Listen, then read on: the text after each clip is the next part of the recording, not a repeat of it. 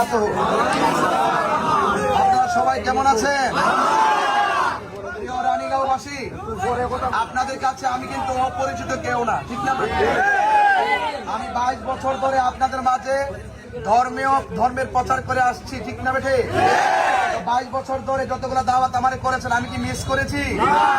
এখন আমি আপনাদের সাথে আত্মশুদ্ধির নেপথ্যে দীর্ঘদিন পর্যন্ত আপনাদের সাথে চলাফেরা করতে করতে আপনাদের সাথে আমার ধর্মীয় সম্পর্ক, আত্মার সম্পর্ক, মনের সম্পর্ক হয়েছে, ঠিক কিনা বলে?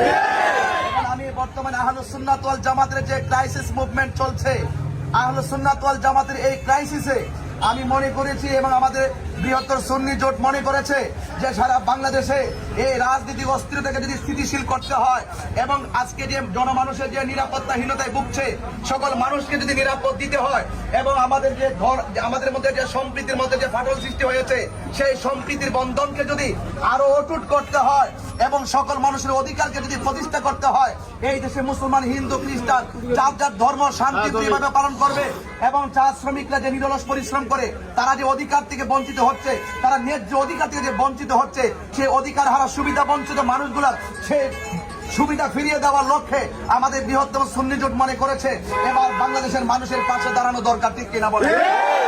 আমাদের বৃহত্তর সুন্নি জোটের পক্ষ থেকে তারা আপনাদের মাঝে আপনাদের খেদমতের জন্য, আপনাদের সেবাদানের জন্য তারা আমাকে এখানে মনোনীত করেছেন।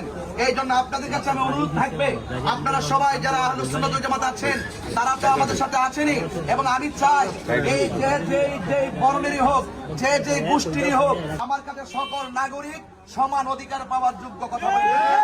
এবং বাংলাদেশের মধ্যে একমাত্র আহলুস সুন্নাত ওয়াল জামাতের কাছে সকল ধর্মের মানুষগুলা নিরাপদ, ঠিক না বেঠে?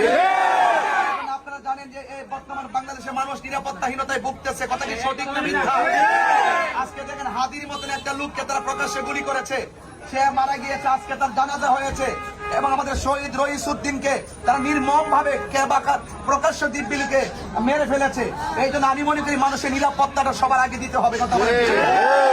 আপনি যে মতেরই হন, আপনার সাথে আমার মতের অমিল থাকতে পারে, কিন্তু আপনার জান আমার কাছে নিরাপদ থাকতে হবে, ঠিক না?